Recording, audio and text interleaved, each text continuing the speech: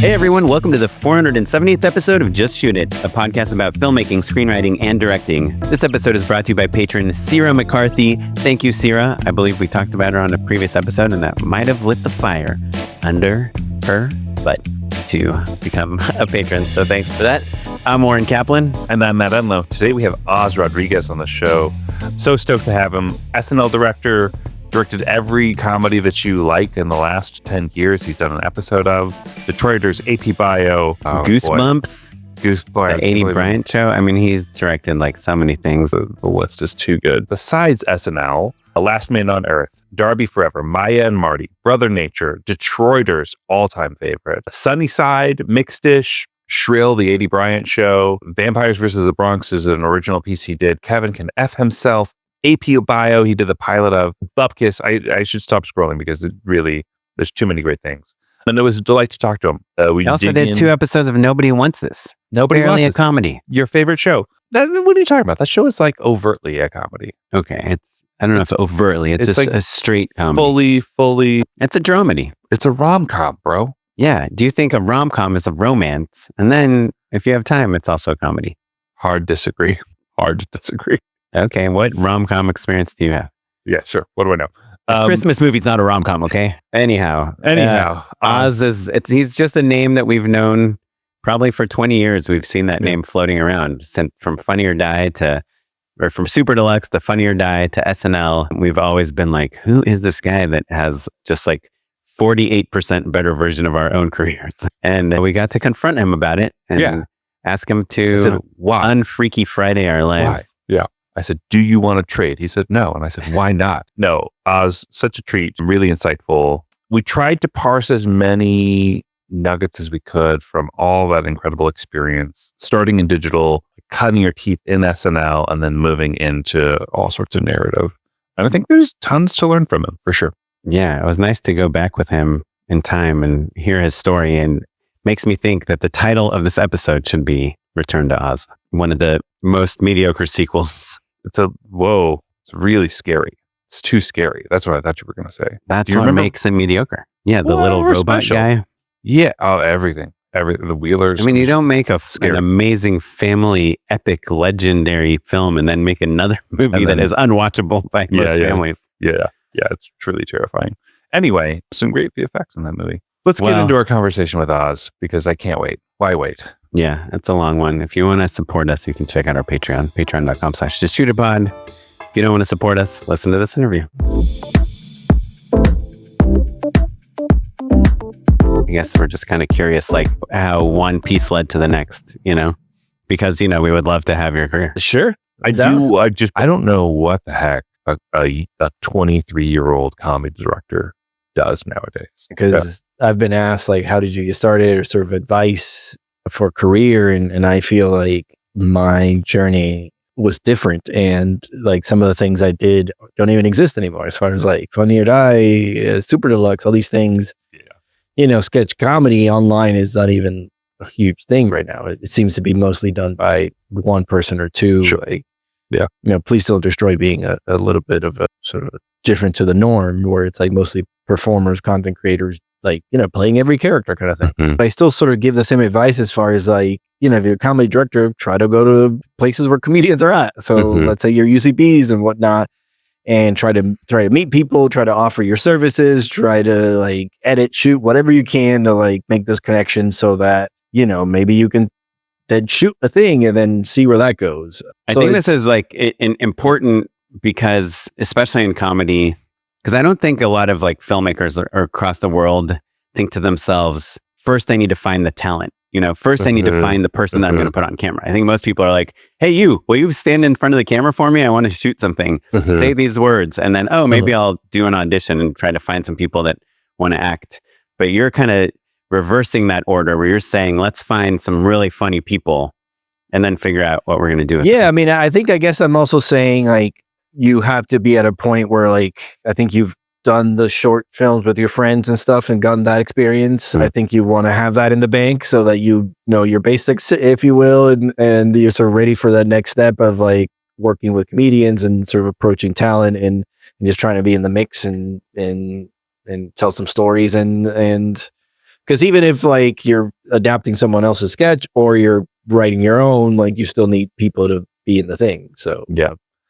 I think maybe comedy directors have a little bit of an advantage in so much as like there is already institutions that are that are famous, that are already magnets for talent, and where part of the plan is to make things on your own and put things up on their feet. Sketch comedy and improv are just, that's in their DNA already. And so it's easier to shoot a sketch because people are writing them weekly, monthly, than a one-act play, for instance. You know what I mean? Like if you were like a proper capital T theater person or something. So then tell us, were you a UCB guy?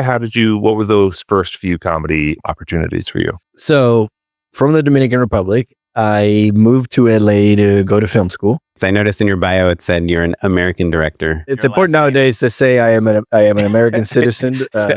You don't want to be deported? I have my paperwork, but I am originally from the Dominican Republic. I was actually born in Cuba. I left when I was 5 months old. I grew up in the DR. I couldn't afford one of the big schools, so I went to the LA Film School, which is a 1-year school. And is it still around, LA Film School? It is. Yeah, it's still around. Yeah. It's on LA Film Academy. I mean, is it where I was thinking New York? There's a New York Film Academy NYFA, and LA Film School. Laughs. Just for laughs. Yes, just for laughs. They're, across from Cinerama Dome, RIP. Okay, cool. But yeah, it's a 1-year school. It was the school I could afford, and it seemed like very hands-on. Like the first day they gave you a camera and whatnot. So yeah, I moved from the Dominican Republic to Los Angeles to be a director, to be in Hollywood. I went to the film school, graduated, met a friend of mine called Matt Valines. And after I graduated, I'm like, Hollywood, I'm here. And Hollywood was like, who cares? You're one of many. So I actually started working at the film school at Laughs. I worked at the equipment room. And, my friend Matt and I had cut each other's thesis and we became really good friends. So we started directing together. And after a year... And were you doing comedy at this point, or were you trying to make like your own Fight Club? So... we're writing scripts and trying to like read scripts and trying to, do our own Fight Club, if you will, but also trying to like make music videos. And at this time, MTV's dead. So there's no real vehicle for that. The bands want us to pay for it. We are broke. Right. So, like we're not really doing that much stuff besides going to free screenings of movies. Those screenings. Those screenings at that film school actually were great. Do you remember? Like, the creative screenwriting. Creative screenwriting screenings. Creative screenwriting, or we'd go to the ArcLight and get those like the preview screenings. Sure. Like I had a connect. I knew a guy. He would so we just see movies that way. Sure. So anyway, after like a year or so of this, of doing nothing in Hollywood, a friend of ours goes, do you want to shoot this sketch, this idea? It was a friend of ours called Dave Neer, who moved to Los Angeles. He wanted to be an actor, and we weren't doing anything. So we just took the equipment from the LA Film School. I've already apologized for this. Denied cameras to a couple of the film students, and we shot this sketch and put it online, and that was... Do you remember the premise of the sketch? Beginning. Yes, it's very embarrassing. I wish you hadn't asked me that question. Is it a fart competition of some sort? Or? No, it's called Tuesday Afternoon Orgy. And it's about an orgy, and it takes place right outside the orgy. This guy is really bad at it, so he gets kicked out, and it's this conversation outside of the orgy. And interesting idea, but for some reason it was 8 minutes long. Okay. Why would that be 8 minutes? And then we put it online and had a great time doing it. Then we did another 2 like right away the next weekend. And then we got an email from this site that was starting out called superdeluxe.com. I don't know if you guys remember that. Sure. I had a couple shows on there. Yeah. And they were like, hey, we saw this thing. I don't know how the hell they got that they saw it. Probably because at that time, and I am curious like what the equivalent is in this time in 2025, but at that time, if you had the word orgy in your title, and especially like Tuesday Afternoon Orgy, like kind of grounding the idea of an orgy, probably a lot of people click on it, and it's like there aren't a ton of people making a million YouTube videos a second, right? Here's the thing. It kept getting kicked out of YouTube. Sure. I was going to say. We had it on our website as like one of those like QuickTime that you just click on. Probably took forever to Right. load.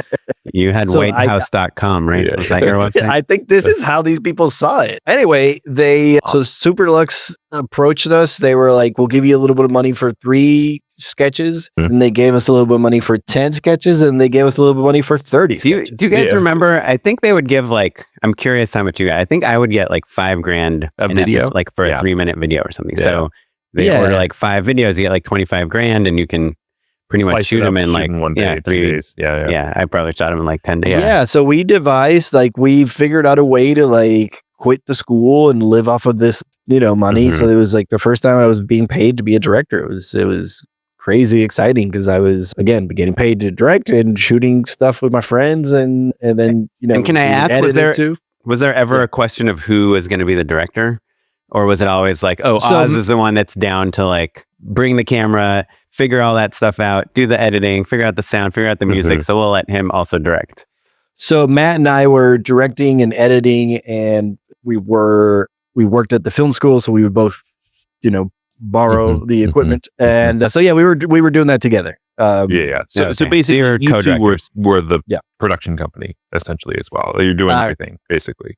Yes, we sometimes gave some money to a friend of ours to make some music, but we always hired a DP. Like we always knew, interesting. we're like, we don't really know we knew our limitations. We're like, we don't really know how to make this we wanted it to look as good as possible. Any DPs that went on to shoot like Marvel movies or anything? Not Marvel movies, but Brandon Trost shot a lot of Seth Rogen stuff, and Kevin Atkinson. And he directed American Pickle. Do you remember that American movie? Pickle. He shot one of our that sketches. Kevin Atkinson shoots for yeah. David Wayne, and David Jones shoots a ton of stuff. Yeah, these guys are all working right now. So Good. Yeah, it all worked out. It is like a kind of one of those, like, I think a lot of people underestimate just like how much time in the industry creates like these relationships that at the time it's like these people are like nobody, but 20 years down the road, they're. Yeah. So Brandon Trost was in the equipment room before we worked there. So we relieved him. He passed the baton. So he was like, hey, listen, I kept a key. You just need to look the other way when I need to borrow a camera. Well, yeah, he would do the same. That's the only reason you work in the equipment room. So you can take some stuff, of course, in the on the weekend. It's written or unwritten. But so to your point though, Oren, about like, how long these relationships take, I think there's also a very clear through line of like the people who are down to shoot something for a little bit of money or no money, right? Like there's people who, or maybe who aren't judgmental about like how much money you're spending on the production or whatever. The people who are, down to make something, especially when you're young and scrappy, those people are the ones who can go the distance. Do you know what I mean? Like people who are like, I gotta get paid, or like, I don't, this needs a bit bigger budget, or just negative in some way, just don't show up. Yeah. We've all worked with those crew members that do you a few favors and then they get one good job and then they don't want to work on anything small again. Yeah. But I know I worked with Brandon Trost once, and he's the type of guy, it doesn't matter what the budget is, he's going to try to blow it out of the water, like every time, right? Yeah. He always pushes the look and makes it feel amazing. This other DP I worked with, Nelson Craggs, like years ago, he would get like a DVX 100 and like put it on a Fisher dolly. He was always just shooting for, it doesn't matter what the resources are, make it look as freaking insanely good as possible. And that was our thing too. Call in favors, do everything. Let's make this sketch as good as possible. Let's does it have to be in this white walled room? Like, can we put it outside? Okay, how can we get some production value? Like, within our means, so a couple times we just went to the beach and shot it in Venice just because it would look cool. There was absolutely no reason for it, but we're like, this will look nice. It looks better than your crappy Hollywood apartment, is what you're saying. Correct. Yeah. Kyle Newacek also worked at the LA Film School and was like kind of doing the same thing as kind of the fourth workaholic for. Sorry, the behind the camera workaholic, and also borrowed some equipment from the film school to shoot some stuff with his dudes. So what's the path from Super Deluxe to Saturday Night Live? So Super Deluxe, so they give us a little bit of money for 3 sketches, amazing. They give us a little bit of money for 10 sketches, awesome. then they And give when they're us a giving ton you of money, what are you giving them? You're like giving them like a 1-page pitch of like an idea for a show, sketch ideas. Yeah, it was really like I guess they trusted us because we didn't have to like deliver a ton of scripts and stuff. We definitely, it was sort of like blurbs and ideas, and we might have had a couple sketches ready, but Correct me if I'm wrong, because I loved Super Deluxe so much. These were pretty weird. Like there wasn't like there was like a through line, or like these were purely just like David was the recurring person, but it wasn't like it was a show idea per se. It was just like a bunch of sketches starring David. Is that right or no? We had a sketch group called Honor Student. I mean, the main component was David, but then a lot of our friends would come in and out. But we had a couple recurring series. Like one was called Chasing Donovan, and it's just these two dummies that live together and they are, go on adventures and whatnot. And so we did a couple things that were like sort of following the series, and then a bunch of loose, random, weird ideas that would just come to mind. And like, when you have to make 30, there was a lot of weird ones in there. Sure. Okay, well, let's go for it. Cool. Yeah. There's one that we did as a oneer for some reason. Well, we got to make 30. So yeah, let's do it. And did you feel, just for our listeners who are like interested in getting into like comedy directing, but are afraid that they're not super funny, like, do you feel like you were honing your skills and your taste, like during this time, like figuring out what's funny, what's not funny, how to shoot things or edit things, frame things, say things? 100%. Like, I would say I'm a funny person. I don't take life too serious. I enjoy, as far as watching stuff, I watch everything, but I enjoy comedies, but I didn't think I was like going to end up in sort of this comedy world. So I definitely learned a lot, especially when I went to Funny or Die. I really felt, at first I felt out of place because like, Adam McKay's up on Carrie Sanchez on the second floor. And I remember Will Ferrell's walking around. Will Ferrell, yeah. And I remember I did this Funny or Die thing with Adam McKay, and he just riffed off the dome for like 15 minutes straight. And it was insane. And he was acting in it, or he was directing? No, he was acting. I mean, it was really himself, but yeah, it was a sketch. He was acting, and he just riffed for like 15 minutes straight, and it was incredible. And he's mainly a director, right? Yeah, but I thought all comedy directors had to have like this like Judd Apatow, McKay thing where you're like improvising and like rewriting on set and having all these amazing ideas. And that was also the flavor at the time too, right? We're talking 100%. Like probably like 2010, give or take, maybe. Yeah, exactly. Yeah. So like, there's a lot of like Super Bad, 40-Year-Old Virgin, right? Like Linorama, Anchorman, like just like nonstop.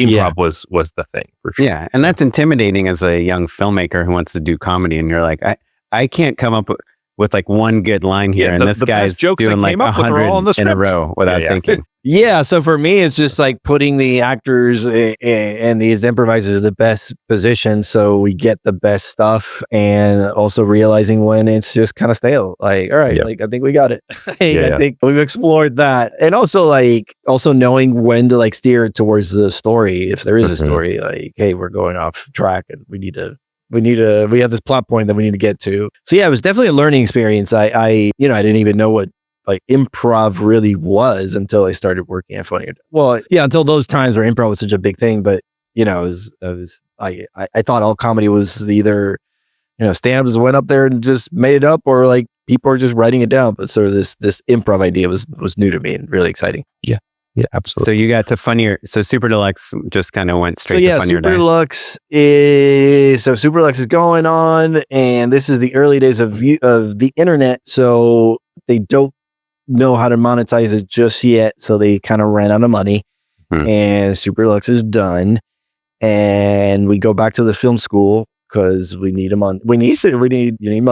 So then Funny or Die starts up around the same time, and I sent a DM to Adam McKay's user on funnyordie.com being like, hey, this is some of our stuff. And there used to be like a social media aspect to it. Like this is MySpace era. So like people had profiles, right? People had profiles. You could send people a message.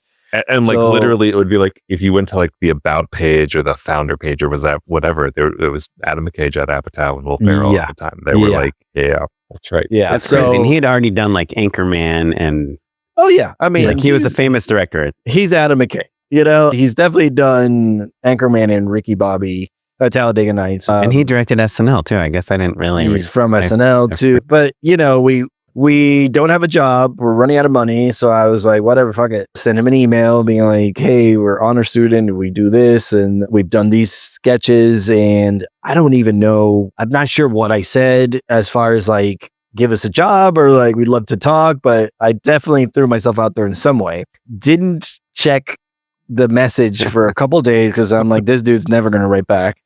He did write He probably back. doesn't even know that Funny or Die exists. They're probably just it's like, why would he check the Funny or Die messages? But he did.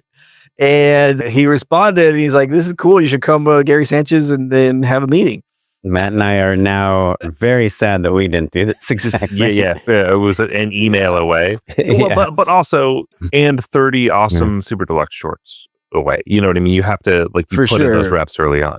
Yeah, we definitely, I mean, I put some, I threw some sketches in there and yes, I definitely had some stuff to back up. And also this is the one email that has worked. I've sent many emails that have not worked. That must be said that most of them don't work, but this one did. That's amazing. So yeah, we go in for a general meeting and meet Mike Fair, Funny or Die, and Owen Burke. And then we pitch them an idea for a video and they give us a little bit of money and like emphasis on a little bit of money. And like $1,000.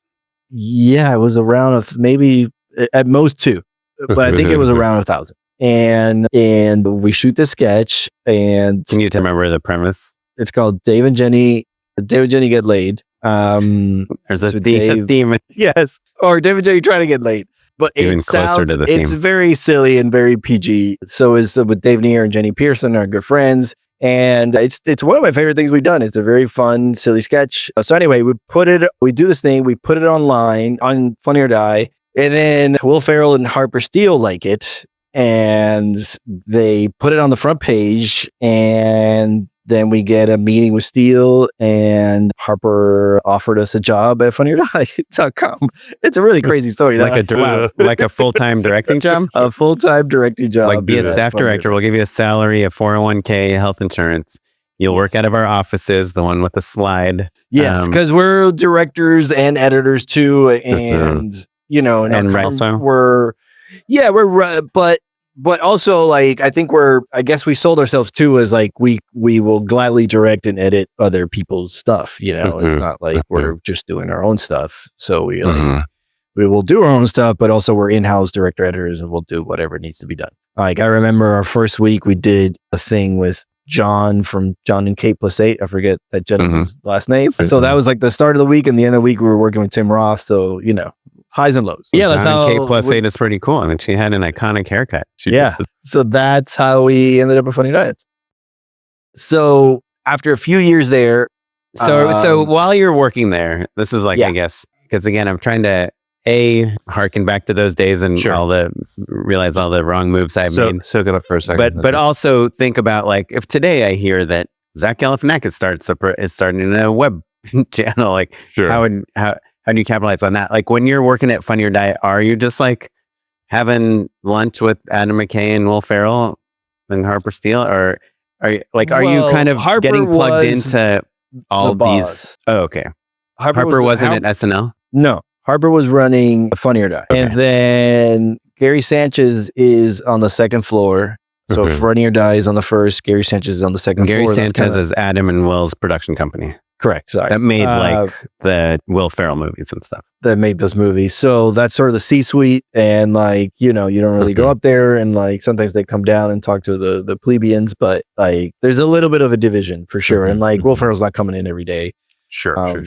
You know, they have the seats upstairs and you guys have the water cooler. Yeah, exactly. Yeah. But sometimes they do. And sometimes Will would be in a video or Adam McKay would be in a video, or you could approach them and then, have a conversation. Sure. And how often did Pearl come in and tell all you guys to fuck off? Yeah. Just for that video and then never again. Okay. That's the landlord video. Yes. Yeah. For you youngsters that were not born. We're like, Pearl is like 45 years old now. No, but it was crazy to have those people work upstairs from you, So the thing that I'm hearing is there's two things that I think are easy to replicate for people. One, you put yourself out there, right? Like, so you said, you sent a lot of emails that didn't hit, and lucky you, maybe the best one if possible did hit.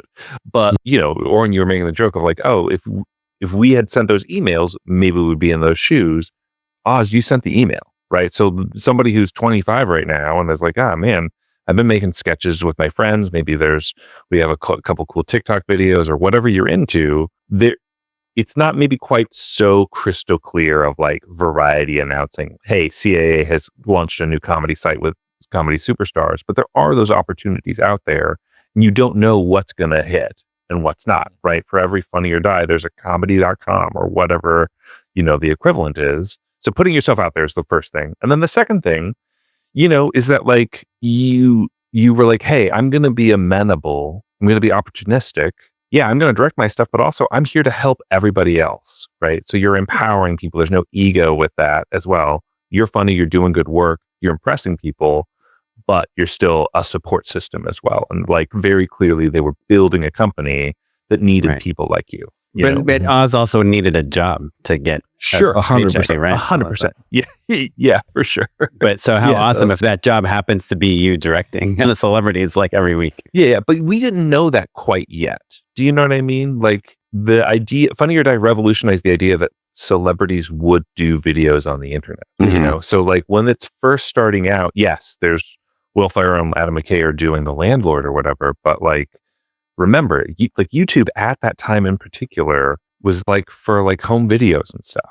You know what I mean? Like yes, there were people who were pirating Colbert clips and uploading them and then making their own sketches and uploading them. But for the most part, it was really not the thing that it was today, for sure. So, and that wasn't totally clear to everyone when we were starting out, And were you and Matt still a duo at that point? Yeah, we came in together. We shared offices and directing and editing together. So yeah, we were there for a few years. Cool. And was that just a straight like, hey, they want to talk to you upstairs?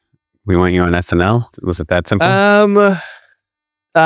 So Jake Szymanski, I'm sure you guys know him, famous from Funny or Die as well. Maybe the first director hired at Funny or Die. Maybe the first hire at Funny or Die ever. Went to SNL. He went and he was kind of working with The Lonely Island and also doing other sort of pre-tapes for SNL. And he did a season, and then he wasn't gonna come back. I didn't want to presume anything, but when he didn't want to come back, we got you had a huge celebration. Well, no, we had a meeting with Eric Kemward, who is an SNL producer, and it was a sort of very LA meeting at the Sunset Tower, one of those like cool Sunset Boulevard places by the pool. I'm like, this is amazing. Like, this is probably as close as I'll get to SNL. Maybe one day I can ask this guy for tickets. And then that was like around June, maybe. And then around July or August, our team or agents tell us that they want to fly us to New York for an interview for SNL for in-house directors. That's actually a good question. When did you, like, this feels like a really clear, straight trajectory. Like, okay, video. Obviously, when you're doing it, it's still not anywhere near that crystal clear. Did you have a moment where you were like, oh, this thing is going to work out? Maybe it was SNL. And also, when did you get your team? This thing as far as directing kind of thing? Directing and also just like comedy videos guys, on the internet. You know what I mean? Sorry, Val Kilmer just died. Just got that notification. Yikes. Oh, are you serious? Bummer. 66. Bummer. Yeah. Oh, wow. He's that young? Yeah. I was just sorry, guys. I should have turned my notifications off. No. I turned this. Oh, I was like, I really want to watch Top Secret. I like just put it on my list. So yeah. Oh, so I'm trying. That happened around Funny or Die. Like, I think. Yeah.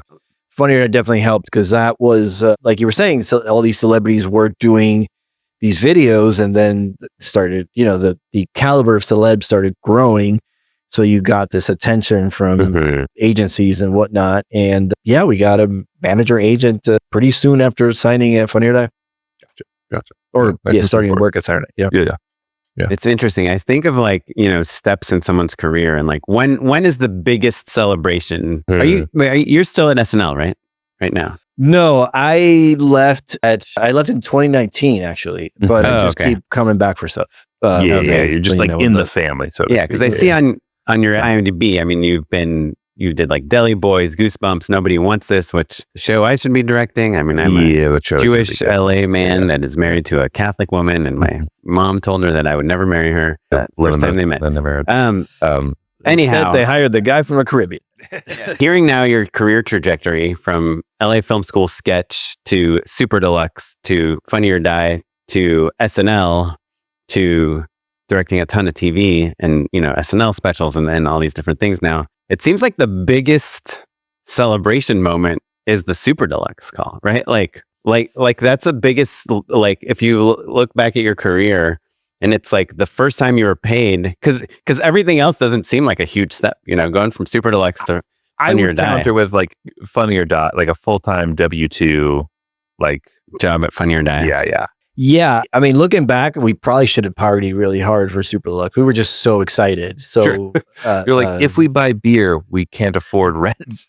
Basically, we were like, let's get some beer and some pizza, but like, this is amazing. Yeah. I feel like the time we really consciously were like, this is insane, we got a party was going away to SNL party because we were in LA. Well, also, at that time, you're moving as well. It's like from LA to New York. Like that's like, But also, what year was that? 2012. 2012. So 13 years ago. So in 2012, there was definitely, at least from my point of view, like a very strong barrier and divider between YouTube videos, like internet videos and broadcast television. Like I remember I directed a feature and I'd had like 20 million views across my videos on my YouTube channel or something like that. I had a bunch of viral videos and I met with all the agencies, UTA and ICM and CAA. And I was like, check out my freaking viral, like I'm huge on YouTube. At the time it was a lot, but I had, like 40,000 subscribers and stuff. And they couldn't care less. Yeah. They're like, just come back to us if you make another feature. Like we do not want to even we don't even go to YouTube, it's for idiots. And so I think so much has changed, huh? Yeah. Sure. Now it's like, we don't want to do TV. Sorry. And Amazon's like begging Logan Paul to do a show for them. Yeah. So how many followers you got, or else we are not talking. Yeah. Yeah. I mean, even in casting now, it's like, she's got 1.2 million on Insta. Yeah. Okay. That's really crazy that you see like the casting comes with their resume and their like and their social. Yeah. It's pretty nuts. But I guess in 2012, I guess you guys are right. Going from Funny or Die to SNL is huge. But I guess the reason I wasn't thinking it was that huge is because you have kind of access to Adam McKay and Will Ferrell and Harper and these like big TV film people. And you're also working with celebrities like all the time, which I remember like, when we were starting out, like if you could get, like I shot an EPK with Jennifer Love Hewitt and it was like the biggest thing for me. And it's literally just someone else interviewing her. And I was just sitting there with the camera, lighting it and recording it. And I was like, look, I'm a director because I got Jennifer Love Hewitt on my reel. Yeah. No, we were definitely on a trajectory because we got an Adult Swim show in our Funny or Die days. So did you have agents and stuff? Yeah. We got agent and manager soon after starting Funny or Die. Okay, cool. And so they were giving you other opportunities outside of Funny or Die. For sure. And then we also started like directing commercials after Funny or Die, because also Funny or Die started doing branded ads, which was good for the reel, if you will. And commercials are commercials, but it's a good source of income. So that's where our paths are. Yeah, I love commercials. Yeah, as do I. But again, I think we all kind of built our commercial reels in sketch comedy, and then branded content. Yeah. Here we are. Yeah, I mean, I'm still getting hired for comedy ads. I'm not going to get hired to sell a car, although I would love to sell you a car. A clown car. A funny car. I can make a cool car commercial. Yeah. I know. What's that? A Pontiac Aztec? The one that turns into a tent? It's the funniest car. Is that the funniest car? Yeah. They discontinued it. Yeah. So you go from Funny or Die to SNL. What's the difference from a filmmaking point of view between those two jobs? I mean, everything's different. Like it's different city, different like just production value, just the timing of it, the pressure, the caliber of stars. Because you're like, Funny or Die, you could get an amazing star once in a while, but not every week. Did you feel like you were prepared for SNL? No, not really. But I like to put myself in challenging situations. I like to challenge myself. I don't know why. Can I ask a personal question? Yeah, go ahead.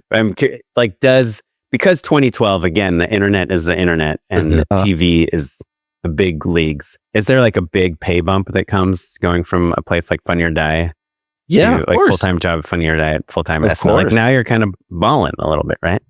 I mean, not immediately. You don't ball right away. You first have to survive and then you ball. But yeah, definitely it's an adjustment. And also not just because you get paid a little bit more, but also it really opens up your career to so much other stuff. Like once you got SNL, then the commercials that you get are better. And then, I started doing stuff like Detroiters and that's coming off of the SNL connection. So you do get access to other bigger jobs too. So you do, yes, your life economically does change for sure. 100%. Sure. Yeah, right. There's that halo effect, but also it's like, okay, like, you always know you have off weeks, right? So like, right, you're trying to book things in between then. And then also you'll always have a hiatus where you can go and shoot something else. I'd forgotten that you'd done Detroiters. I love that show. Yeah, one of my favorites. But also you're like partying with like John Hamm and like Scarlett Johansson and stuff like every night, right? Like, isn't that life at SNL? Yeah, 100%. They're actually here. Hanging. They're waiting. Yeah. Hey, 4 a.m. call time. Graciously waiting. Wait, so I'm curious about the creative standpoint because I guess again 2012. How do you direct SNL? Well, so we get hired the year after. So Lonely Island leaves in season 37, and then we get hired that summer for season 38 with the idea that now that Lonely Island has left, it opens up this video slot. Obviously, digital shorts really changed the game at SNL. They realize that it's that people like film sketches. Reese Thomas is working there as the film unit director. So they hired another person. Basically, who is the other person? Reese worked he was the film unit director. Okay. At that time. So they had one film unit at the time. They had a film unit, yeah. But so they had that since 1975. They've had that. Okay. It was like Jim Signorelli, and then Reese ended up sort of being in control of that. And the reason digital shorts started is because they were not having I'm sure you know the story. They weren't having success in getting their sketches made the way they wanted to with the film unit. So they went out and did their own thing and Lazy Sunday and the rest. And also it's like, at that time, cameras are a lot easier to just grab and run and gun with. Right. And also people are coming up doing that a lot more. You know what I mean? Yeah. Like, Lonely Island is like, we've been doing this. You hired us because we know how to do this. Right. So it 100% makes sense. Right. Yeah. So Reese Thomas is the film unit director. He's doing stuff like Red Flag. I'm sure you guys remember that sketch, stuff like that. So then there's an opening for more sketches, and SNL is excited because that space used to belong to digital shorts, but now any writer could write something that could become filmed sketch. Oh, right. Because Lonely Island was writing all their own sketches, but now it's like, hey, we're going to bring in a directing team that specializes in directing their own stuff and your stuff. So, right. So for the writers, they're like, oh, amazing. I have another opportunity to be on the show because this belonged to digital shorts, Lonely Island for so many years, but now it's open to anyone. Any writer could have I want to do a funny music video. I've got a commercial parody. I've got a trailer parody I want to do. All of a sudden, you can do all of that stuff, right? Right. Yeah. So we got hired as director editors, and with the idea that anyone can come do a sketch. So do you like interview with like Lorne Michaels? We didn't interview with Lorne. We interviewed with Eric Kenward, a producer. Colin Jost was just a writer then. John Solomon, writer as well. And then Steve Higgins showed up. We were in Steve Higgins' office. And I'm like, I know this guy from The Tonight Show. And then the last person that showed up was Seth Meyers. I'm like, I definitely know this guy. So the meeting was 45 minutes long. Only 5 minutes of that was like kind of work related questions like, what have you done in Funny or Die and this and that? How do you shoot stuff? And then the other 40 minutes was just like shooting the shit, just like kind of talking. And like a big Like, part do of you that feel like was they were like, feeling out your sense of humor, your vibe, or like if you're cool, if you get it? well, after talking so much about which was funnier, Naked Gun and Spaceballs, I was like, what are we doing here? Oh, Like, I like, Spaceballs. Spaceballs, right? I would are Naked you- Gun. Oh, Whoa. okay. Yeah, I know. So I was like, what's happening here? I'm like, I was like ready to talk about my Mhm. resume and how I shoot things, and I will wear a Where tie. you see yourself in 5 years. Yeah. Yeah, it's like my approach and Mhm. everything. And I'm like, what the fuck just happened? So yeah, because the meeting was over. They were like, okay, thanks, bye. And we just leave, and we're like, what was that? But later on, I realized they were just, SNL is such a high stress environment, and they kind of wanted to, see what we were like and feel us out and see what the vibes were and see who Well- they were going to run into Friday night at like 3 a.m. Sure. Yeah. Well, and also the work has already spoken for itself. You didn't get invited out there unless the work is good. Right. And also that probably lots of other people that they trust are vouching for you. Right. Right. Which you don't know at the time. You're just Sure. like, what the hell? Yeah. We were going to talk about my curriculum. I mean, how many times, at least I've been on so many pitch calls where I'm like, so you guys are familiar with my work, right? And they're like, no, we haven't had a chance to look at Yeah. it. I And you're I like, used to make a joke, like, after a safety meeting or whatever, and I'd be like, "You guys, I'm so excited for my very first shoot, right?" Yeah. And when you're coming up, it's like, "Oh, you're working with the same crews over and over again." It would always kill, right? And then I did it in front of a client where I hadn't pitched on the job, and I realized, oh, they don't actually know my work. Mhm. And I saw like some blank faces, and like the creative director had to be like, Matt's done a lot of stuff, guys. Don't worry about it. And I was like, oh, I can't do this. Like, we're good. Yeah, He's joking. Yeah, exactly. Yeah. Yeah, That's why you say second shoot. yeah. Second shoot. That's fun. Yeah. So what were kind of the big learning curves like in the beginning? Yeah. Of directing the film unit? And is it like you kind of get a script on Monday, you got to put it on air on Monday. Friday? Monday. What are you talking about? No, you've seen the SNL docs. They don't get written until Tuesday night, and then Wednesday they do the table read. So I don't know what we're shooting until Wednesday night. So then that means you prep as much as you can Wednesday night, and then But you can Yeah. kind of like see like, oh, okay, there's a couple sketches that are going to make it to read. So you can, sometimes you have a good feeling, but you don't really know. Sometimes you get cocky. You're like, oh, this is going to kill. And Mhm, it gets to the table and it's like crickets. And you're like, oh, dang it. Sometimes Sometimes And you it's get like, to this be is in all those undeniable. meetings? Like as the director, you're in the table read and you're listening to everything? You're in the table read, yeah, which lasts for 4 hours or so. And it's got a halftime in there. So yeah, sometimes things are playing and it's killing in the room. So you're texting the producer, you're like, this is probably going to go. So maybe we could start looking at the location for this or whatever this needs. But sometimes you don't know, or sometimes you're wrong. Like sometimes they don't pick that video, who knows why. So you try to do as much as you can, but really the prep starts Wednesday night. By the time you left, did you have any sway in choosing which video gets made? Would you be like, ooh, this is awesome. I know the right location. I know this. Like, Very little, I think. really? How many years were you there? yeah. I mean, I was trusted in 7 doing years? I mean, yes. yeah. But it's still like what's going to be the funniest and what Lorne wants to do. Yeah. What I did do was like, we started this relationship with Michael Bryan where his sketches would do great at the table, but wouldn't get picked. And we were asked Lorne if we could shoot it on like a Tuesday and show it on dress. And he basically would say, yes, we still have to do a video on Friday. Sure. So you're like, hey, what if we doubled our work for free? Right. Yeah. But Yeah, you're but getting, like- are you getting the SNL crew, like wardrobe and art department? to We're help you? getting, I mean, it had to be minimal. Like that's how we sold it, where it's like, we're going to try to do it as low impact as possible. But yeah, you still get support from wardrobe and hair and you get a crew. And again, but I think is part of the recurring theme I'm sensing in this, right? It's like putting yourself out there, going for it, finding those other opportunities is a way to stand out and flex and build relationships and all of that stuff. Yeah, 100%. I am still sending out emails, and it's like on my 5th show, we did this sketch called Thad Mouse with Bruno Mars, written by Michael Bryan, and we had a great time. And Mike is a genius, and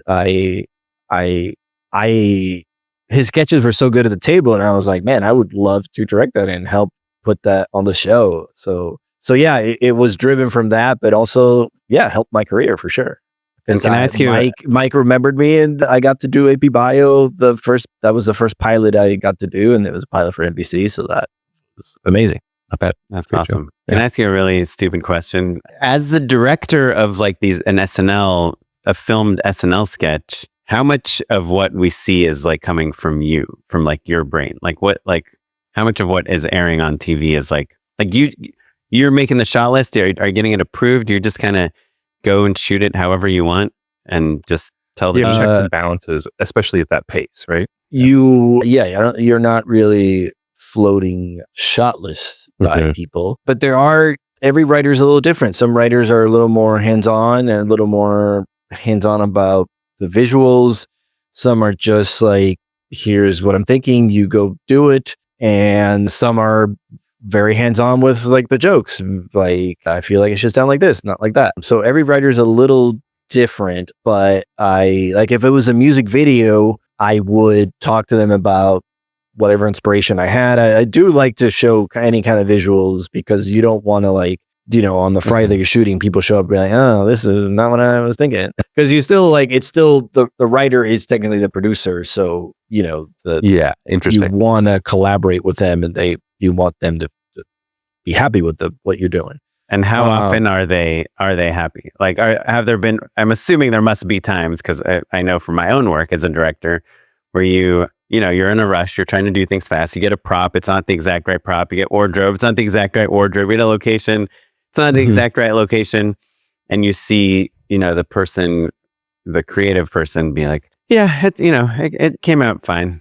It does what it needs to do, and then there's other times when people are like, ooh, that nailed it, or you plussed it, or it's so much better than I expected. Is it kind of all over the place? It's kind of all that happens. Doesn't always happen the same week, but there's 22, 21 shows, and sometimes the thing's a killer and everything works together and everyone shows up on time, and sometimes the prop shows up and it's like, what are we doing here? But there is a ticking clock, so you just have to adjust and figure it out. And that is one thing I learned at SNL, of like, you can't be precious. Like, the show is on Saturday at 11:30, so you have to figure it out. So, if that prop doesn't work, you figure out how to rewrite it, or get the same joke with another thing, or cut it.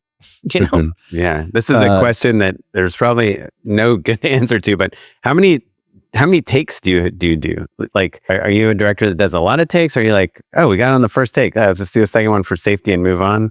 Because I imagine you're under this pressure to just like get done, Yes. I mean, every sketch was different as far as like, let's say you have a sketch that has the host in for a big chunk of it.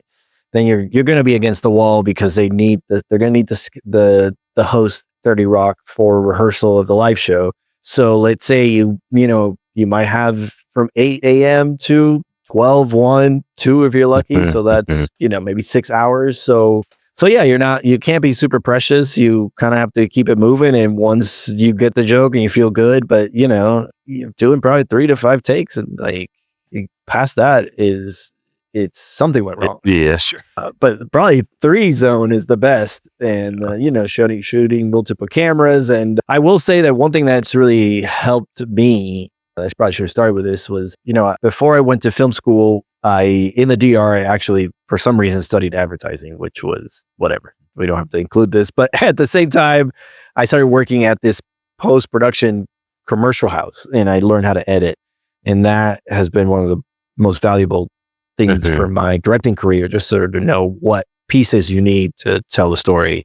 And then at SNL, it becomes of like, what are the essential pieces? Because I don't have time to like get this master and this thing and then that and the other shoulder. Like, you just have to get the things that will communicate the joke and the story that are essential. Interesting. So you wouldn't like run the entire scene and, from every angle. You're kind of like, we're never going to be on this angle for the second half of the scene. So we don't even need to get it. Yeah. Yeah, basically you're like, unless the scene is like just one scene at a table, for example, and you're gonna shoot a bunch of different coverage of it, then you do the whole scene. But like, music videos, you do get like a performance pass, let's say, but then you're just shooting like little pickups of the joke of every little joke. Yeah. Yeah. And then, we had our friend Oren Brimmer was on the podcast, and he said usually he'll do like one like crazy take or like one fun. What was his thing? Like the first take has people go crazy, and then kind of do like the normal takes after.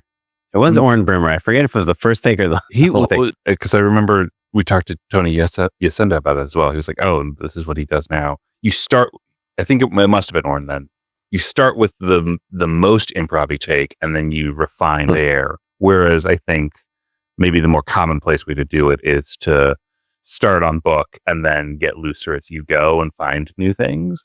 And I think the rationale was like, before it's cemented, before it's locked in, go a little crazy. And I remember Tony saying afterwards that really helped with American Vandal, because people didn't always totally know their lines or have it under their feet yet. And it created this sort of like awkward, much more off the cuff, more earnest performance as a result, basically, like start with the weird and then, get closer to the tone down script. from there. Yeah. Yeah. Is there anything, again, with SNL, I imagine you just have to make sure to capture what the writer wrote. But as a director, are you ever doing like, let's just do one where you push him at the end? Like, are you kind of getting to do that, like comedy directing? Experimentation is what you're saying, maybe. Or, yeah. Yes, that is, sometimes it does come as like, well, let's do the one where whatever, anything goes. Or, after you do it a couple times, someone like Kate McKinnon will just give you something different every time. And then someone like Kate will just keep the scene going at the end too. So like sometimes you call for it, sometimes it just naturally happens when you have people like Kate or 80 who are just like, wizards. But then there's also days where you just have to get the thing that's written that's really funny and just keep it moving because everybody has a lot to do. Sure. Yeah, you were like, the host has to go to dress rehearsal, but also so does your cast, right? Yeah. Exactly. You must be losing people. And they like show up, they're like, they're sleeping and they say action and they're up, they're amazing, then cut, they're back to sleep.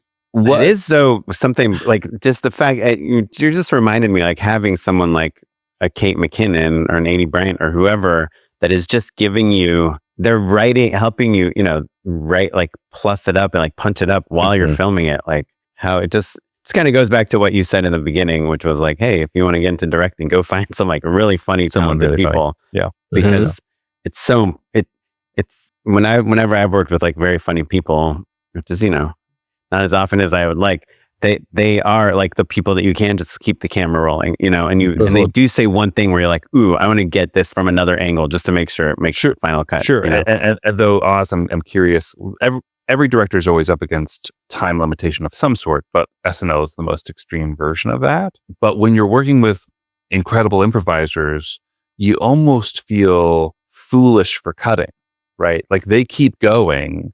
And you're like, if I cut, I'm going to lose whatever insane, wonderful thing they're going to say next, but I guess it's the discipline that SNL teaches you. Yeah. And then it's like respect for the written word. Cause like, it's really funny on the page. So we don't have to work extra, we got a long weekend. I think as an editor, you're like, but where am I going to cut? Right? Yeah. Like I need a good ending.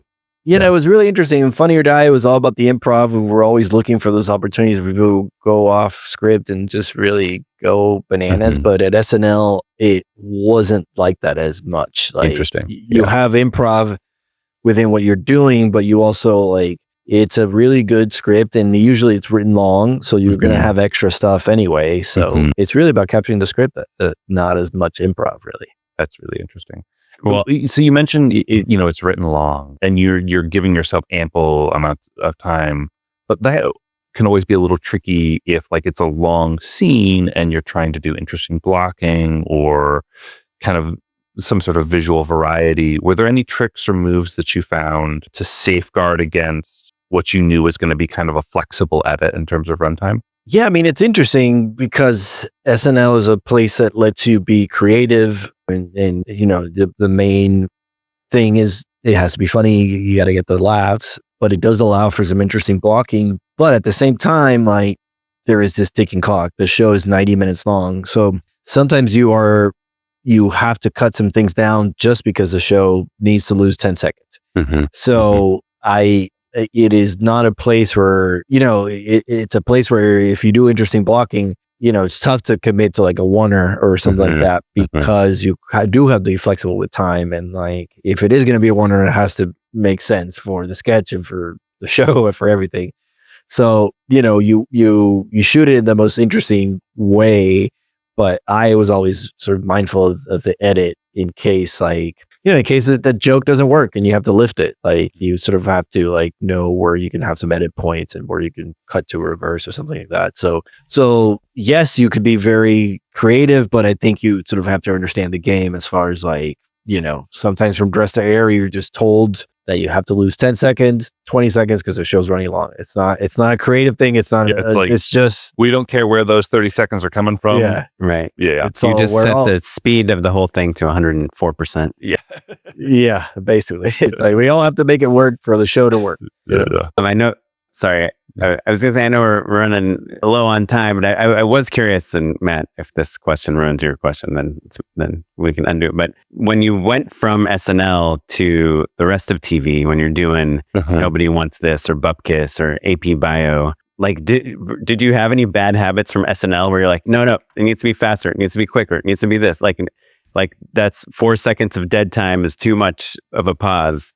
Or do you compartmentalize like sketch directing separately from kind of more longer form narrative directing? I wouldn't say bad habits. I do feel like I always ask for a faster take, and usually that take is great and usually makes it to the cut. And you sort of have to know how to ask it, and I think it's easier with people that have done comedy. How do you ask it actually, Oz? Sometimes you go, we got to do a little faster, and the deli boys, I used to say we got to throw some caffeine in there, and then I started saying we could need some gasolina. But so that sometimes actors come from a different background, different experience, and that's something I learned at SNL. Sort of how to communicate with actors is like everyone has their own language. So sometimes I'll say stuff like we have to pace it up, or we have to connect the thoughts, or connect the thoughts. I like that one. That's good. Yeah, that's been my favorite. I always say you got to pee really bad. Sure. Finish the. Yeah, or like there's an urgency to this, and you have to get this out. Like you say whatever you got to say. It's a lot easier if you go faster. Yeah. And then, once I heard this interview with Spielberg and he says faster, funnier, I'm like, well, shit. He's not so wrong. Yeah, it's funny. Like if you talk to like faster is a results driven direction, right? And so like by the book. No, faster is an action. I think funnier is. No, I think faster is a result too, though, right? Because if you told me to go faster, I could talk a lot faster. Like it's very easy to do. But that's not right. That's not an emotion, right? That's a result. Like that's the end result is that it is more concise, faster, right? Right. More but I guess urgency, excited, alarmed. Like those are all quote unquote the. But it's interesting because it's not always excited. Sure. Because even something that the undertone is not excitement. Still could benefit from saying it just a little faster, tighter. Almost everything. Yeah. Dramatic scenes can benefit from people moving it along a little faster. For our listeners, I mean, I'm assuming like 80% of you know this. So Matt's like referencing the Judith Weston book, right? Sure, or method acting, or whatever. But this idea that like if you give people results versus kind of verbs, like if you tell people like, oh, you should be sadder. More sad is worse than like make him understand that this that he's ruining your world or whatever. Yeah, or empathize with me, or console me, or it's like seduce him. Yeah, sure. But great book, by the way, Judith Weston. Directing actors, it's called. But what I'm getting at is that as people who are often in circumstances where you just got to get the take right. You're on take 3 and we don't have any more time. Sometimes you need just to say faster, right? But to your point, Oz, a stand-up, got it, no problem, right? They're dialed in. Like the the technicality of the way that they oftentimes approach a performance is different than, a classically trained actor, right? Like everyone speaks a different language. And so decoding where people come from and what language they speak, I think is the secret sauce to a good director for sure. Yeah. And it's really helpful if they've done comedy, like either if they're stand-up or come from UCB or just an actor that has done a lot of comedy, they tend to understand that the rhythm of it all does affect the comedy. Like there is definitely a connection to the rhythm of the joke. So it's easier to like I really enjoyed working with Annie Murphy, not Eddie Murphy, if I say it fast. Annie Murphy on Kevin Can. Don't get us started on Eddie. It was, boy. Eddie's also good, but Annie, amazing actress. And, because she also has this comedic background, it was really fun to direct that pilot and sort of to give notes. It could be, we could get into the nitty gritty about as far as like, to go to Judy Western world as ifs and verbs and whatnot. But also sometimes you could be like a little tighter, a little this, a little that, just and get to and mold the performance that way. I find that with actors, sometimes I know what the problem is, but I don't know what the solution is. But if you're working with a really experienced actor, you can be like, I feel like there could be something funnier about the timing of how you deliver that. What do you think? Like, is there a funnier way to say that? And we can kind of like workshop it together. If you have a really strong actor, if you have like not a great actor, they'll be like, just tell me how you want me to say it. Yes, that definitely happens sometimes. Just tell me how you want me to say it. Yeah. I'm curious, I didn't realize until this conversation that you directed the pilot for AP Bio. That show has such a look, it's like you could design a LUT based on AP Bio, right? And sell it on YouTube. Is that a look you came up with? How do you approach like a new show where like, hey, it's a show about teachers. And you're like, okay. And just for people maybe who haven't seen it, it's like really distinctly like teal and orange, basically. Like it really lives in that duality in a really explicit way, right? Yeah. Was it the printer was just missing the red ink? No. So the DP of that show, the director of photography, was Blake McClure, who is a friend and also was the DP of my stuff at SNL. So had a relationship with him. And there've been many high school shows. So we were like, how do we approach this in a way that we can make something that's new and different and interesting? So we made a few rules of what not to do, which was interesting because it led us to this. Like we didn't want to shoot handheld. We wanted to have. Can I ask you why? I think there was like around that time in the 2000s, there was like too much handheld comedy, and it kind of doesn't make sense to me a lot of the times, and like it's just sort of overused, and like it I don't know. It didn't always work for me. It is interesting. Like the pendulum swinging from like the Office, Parks and Rec, Modern Family to right. I think a lot more film school filmmakers kind of getting into TV, and we're like, hey, we want to put a wide lens on and do a push it. It doesn't all have to be zooms. Yeah, and this wasn't a mockumentary show, so it didn't call for that. And speaking of wide lenses, we wanted to shoot on wide lenses. We were just like talking about the Coen brothers and nerding out and Roger Deakins and like the way he shoots singles. So we wanted to shoot clean singles as much as possible. We wanted to shoot on wider lenses. And then this character gets thrown out of Harvard and wants to go to Stanford. And both those school colors are red. So we were talking about using red as sort of this aspirational color. So it's not always around in his day-to-day life. So by removing red, we ended up having this like really interesting look. Interesting. Wow. That we kind of leaned into it. So it's less about preferring two colors. It's the absence of the other colors make you realize, that brings the other ones out. That's fascinating. Yeah. Yeah. The absence, then these locations, we shot this high school in Long Beach, which I can't remember the name, but it's just this really interesting mid-century school. And that also sort of led us to saturating the colors a little bit more. And then, it was really interesting. Once you remove red, it becomes quite a look. Yeah, that's wild. Yeah. Do you feel like you would have approached it differently if it wasn't a comedy? Like, are any of your rules, your filmmaking rules, related to it being a comedy? Or is it like, it's just 100% based on the story and the characters, and You're not really thinking like, oh, it'd be funnier if we do this, or comedy plays in the wide shots, or, no, I kind of think about the story and the character, but I also, there's sort of these unsaid things that are not necessarily rules, but like if it's a comedy, like, as far as like the darkness, moodiness of it all, you probably are gonna avoid that, stuff, obvious things like that. But yeah, I think about the story and character and how to give it some interesting look or life. Yeah. Cool. Well, Oz, I think we could talk to you for another 2 hours, and we're going to. So stay tuned for part 2. Guys, I'm available if you want to do another roundup. Yeah, man, anytime, truly. Before we get to unpaid endorsements, is there anything specific we should talk about that we want to plug? If you're like, oh man, my publicist is going to kill me if I don't bring up. Well, the SNL 50 is cool and amazing. I'm so proud of it. But you know what I also just did? I wrote a children's book, not a children's book, a kid's book.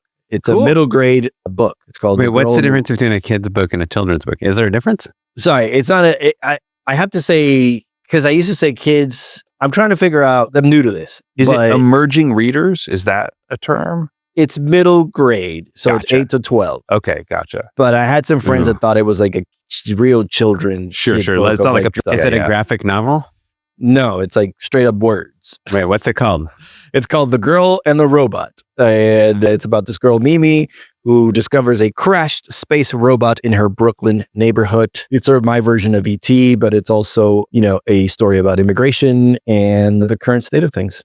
Cool. That's rad. When did you have time to write it? Yeah, truly. It definitely didn't. You're like, it was going to be an adult book, but I had to stop halfway through. No, it 320 pages. Are you sure it doesn't have any drawings in it? Just on the cover, man. Oren's asking because he has his daughter. I have a 9-year-old daughter. Is like really heavy into graphic novels right now. So well, maybe you could. Well, if you buy it and read it and paint it with words, there you go. Maybe a graphic novel could happen. Yeah. And you have a co-author. Yes. So this is my first time doing this. It basically started like it was a dream of a movie, but then I started expanding on the idea, and I told my manager about this, and he hooked me up with Claribel, who is a middle grade author, successful one. It started out in the previous administration, inspired by that previous administration, but it's still current if you're crazy. But I see it says Disney on the cover page. Are they and part Disney bought the idea, and Disney is publishing it. Yeah, it's a Disney Books. And then are you going to adapt it to a movie? Is that like the move? Well, let's sell some books, listeners. It's called The Girl and the Robot. It is on Barnes and Noble. It's for middle grade kids, 8 to 12. If you love E.T. and the Iron Giant, this is for you. What if I loved Wild Robot? Also, the Wild Robot. Anything with a robot. Yeah. This Terminator? Yeah. Ish. I mean, there's a bad guy, so close. Yeah, maybe RoboCop is closer. Yeah. Awesome. It's maybe closer to RoboCop because it deals with social issues. Sure. Yeah. And any other thing you're directing coming up that we should keep an eye out for? I did a couple episodes of the Four Seasons, the Tina Fey show that's coming out. Oh, what's that? Is that from Robert Carlock? Same guy? Same team as 30 Rock?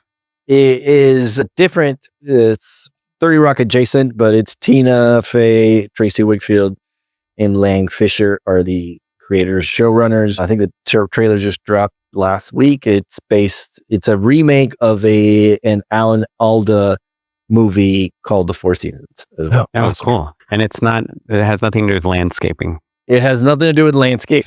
No, it's about some friends that go on vacations and life and tribulations. And I did the summer episodes. Awesome. Is she funny, Tina? Yes. Okay.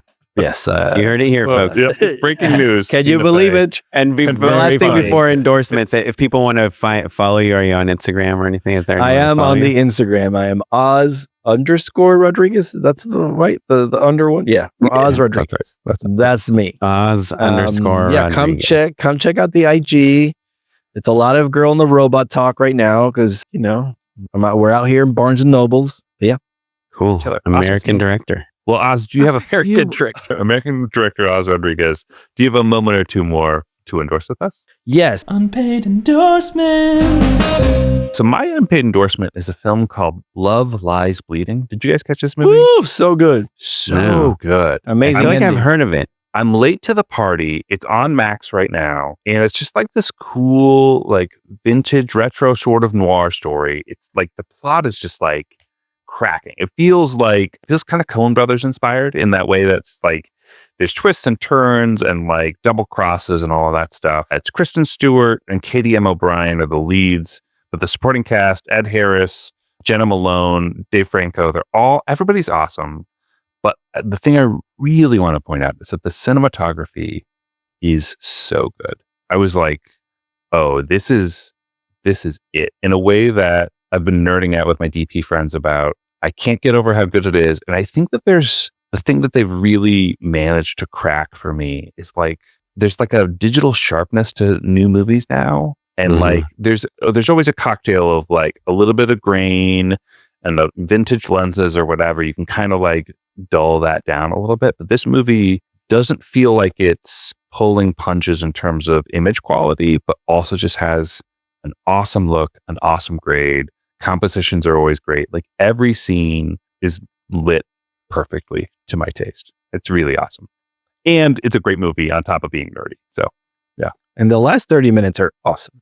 Yeah. Like it just, and the first bananas. 60 are awesome too. Like, yes. Like, yeah, full rave, man. Yeah. But yeah, it goes to 11, we'll say. Like it goes like a little surreal, a little crazier. It's cool. It's really cool. I will definitely check it out.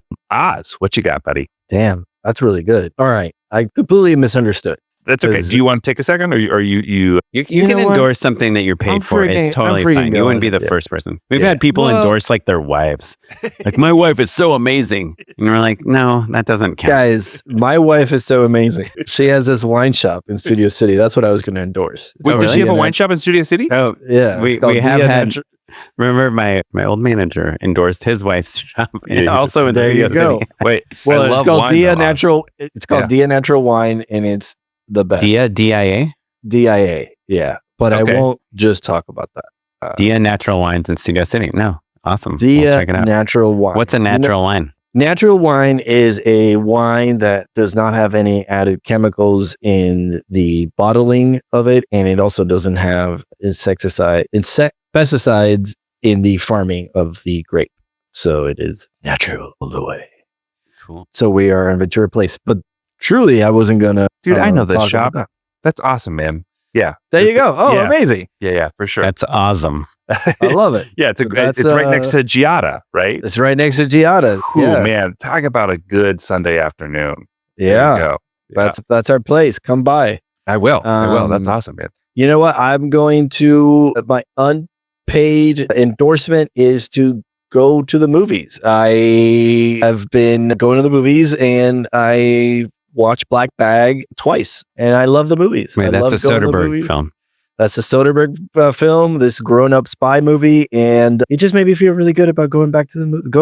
I never stopped, but sure. I was in Atlanta. I was by myself. I wanted to go see this movie, and it was just such a good time. And it was nice to see a Soderbergh movie in the theater because, he has flirted with retirement. Sure. Has been on Max for a while as far as making movies. So it was really cool to see this movie with just amazing, beautiful people, amazing actors, just really friggin' killing it.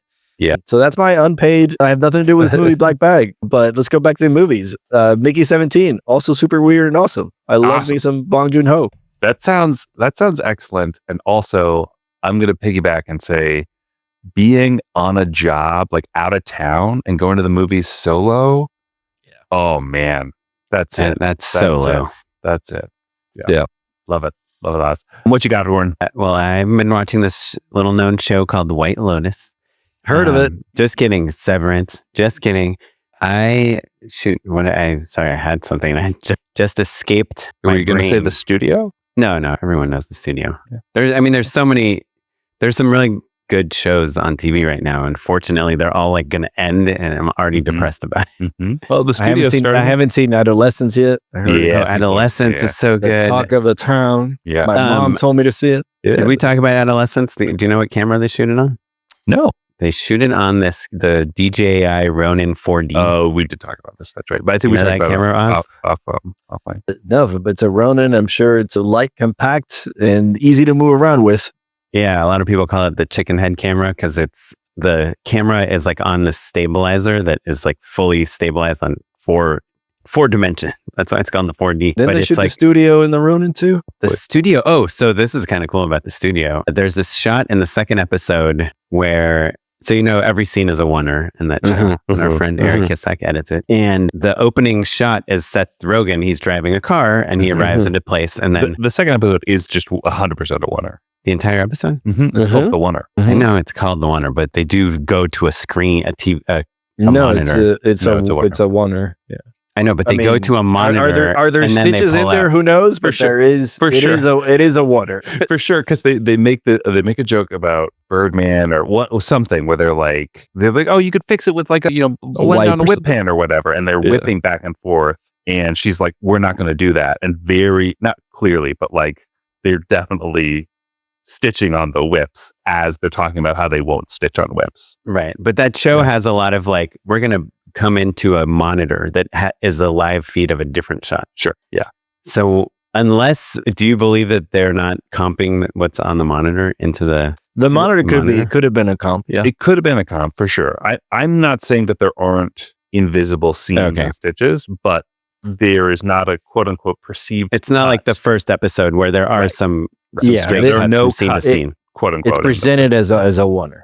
Yeah. Well, this show is excellent. If you haven't watched it, you should watch it. It's on Apple TV. $10 a month. It's worth it. Right now, you can be watching that and Severance. But there's a shot in the opening sequence where we're on the hood of a car. Seth Rogen is driving. The camera is being operated while he's driving, kind of panning left and right. So the type of thing you would be on a process trailer, maybe usually, right? So that you can operate the camera. And it's a long drive. He's driving up a hill, up a driveway. He parks Fast too. pretty fast. Yeah. And he parks and then he gets out of the car and he starts walking and the camera is like now on a steady cam. It's just like following him.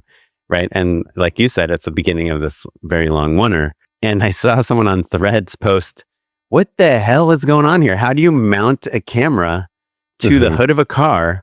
And then it's all of a sudden on a steady cam. Like from hood mount to steady cam is a very hard transition. And not to mention it's being operated in the beginning, but it doesn't seem like it's on a process trailer. It's making these crazy turns and everything. Anyhow, There's some behind the scenes stuff where you can see a little bit of. Oh, really? Well, so this is what's they interesting show about you it. the end shot where they attach it to the car and they drive off. Cool. Oh, well, so there was all this debate on Threads and, all these like know-it-alls from Nowheresville explaining how they would do it on their iPhone. But then Seth Rogen makes a Threads account and he chimes in and he says, we had the camera on a Ronin, remote head gimbal. It was magnetically attached to the hood of the car. Cool. So they could, control it remotely. And he's like, I was driving the car for real. I parked. When I parked, they took the gimbal off the hood of the car and they just kept the scene going. So, and then of course, every single person in like the chat responded to him and he didn't ever respond again. But that's pretty cool. That's really cool. That's really cool. Because as a filmmaker, he's obviously so proud of the show. He's also an actor and a writer and producer on it. But the filmmaking part is what got him on Threads to actually chime in on what people are talking about. I mean, it's really cool. And like I just watched the latest today and there's a shot that like it maybe isn't impressive on paper, but I think it's so crazy. Like they're on the second floor, they come out, they're in this sort of railway and they take the stairs and they come down and it's a huge long walk and talk and like everyone's got to be on point, Yeah, you're like, oh man, I hope no one tripped it at any point, right? You should watch Adolescence because it's even crazier than that. Yeah. But that sounds like less the fun. The subject matter is like what's kept me away for a second, but I'm going to watch it. Yeah, it's really well done. But my new pet peeve is the fact that the studio comes out on Wednesdays, and we started recording this at 8:30 p.m. on Tuesday, and Oz has already seen it. Oh, it comes out on Wednesday? That's not true. It comes out on Tuesday. No, it comes out on Wednesdays. Well, that's what's bugging me. They're lying. Yeah, because I was going, my daughter had this like event at her school on Friday and I showed up and actually Eric Kissack, who edits the studio, the event's at 8 a.m. and he shows up. He's like, oh, did you see Severance? And I'm like, no, what are you talking about? Severance comes out on Fridays. And he's like, no, it's on at 7 p.m. on Thursday night. They release it at the same time for the entire world. And it's like whoever's time zone hits first, That's when it Sure. comes out. Yeah, So I'm it's, talking like 5, 6 p.m. today. Yeah. I saw I it. know, which is Yeah. probably in Australia or something. I guess so. It came out, or we're just across the international timeline. Anyhow, I do remember what my endorsement was, and it's so stupid. But as a filmmaker, no matter what you're directing, you always have to find visual references, and I just really get stuck in my ways. And one website that everyone uses, and it's so obvious, but I just kind of rediscovered it this week. I was trying to find a lot of references for wardrobe. I'm doing kind of like a stylized mid-century modern type thing, and I was trying to find a lot of references for furniture. And so I kind of Are you dusted gonna off say Pinterest? I Are you dusted gonna off say my Pinterest? Pinterest account. Yeah. Heard And of it's it. like, but what's nice is you can go, like, let's say I know that like Urban Outfitters has a lot of cool retro, Yeah. mid-century modern furniture. I can actually go to Urban Outfitters. I can start pinning some of my favorite things from Urban Outfitters onto my Pinterest board. And then when I go to Pinterest, it starts suggesting It other starts things. realizing, oh, that's So you don't actually have the to algorithm. Yeah, you don't have to originate it on Pinterest. You can say like, ooh, I love the furniture at CB2. So you start with the seed, and then that's cool. Yeah. Mm. I like Pinterest will connect you to similar things and everyone else that's pinned the same stuff you pinned. And it's like, I'm sure everyone knows, but there's an extension like for Chrome. I'm sure there's one for every browser where you can just pin any image you see on the web. So anyhow, pretty cool. Well, thanks so much for joining us. Yeah, thanks, man. If any of our listeners have any questions about anything that Oz said, want to get a directing job at SNL, you can email us at justshootitpod@gmail.com. We will give you one guaranteed. Good luck Right, with Oz? that. I think there's like a Hunger Games type challenge at the end of it, but yes. Worth it. If you want to send us a message, you can find us at Just Shoot It Pod. I'm on Instagram at @okaplan. And I'm at Mr. Matt Unlow across all social media. This episode was edited by Kevin O. Yang. Thanks, Kevin. And produced by Tyler Small. And you're listening to music provided by the Free Music Archive and the artist Jazar. Thanks, everyone. Goodbye. Bye.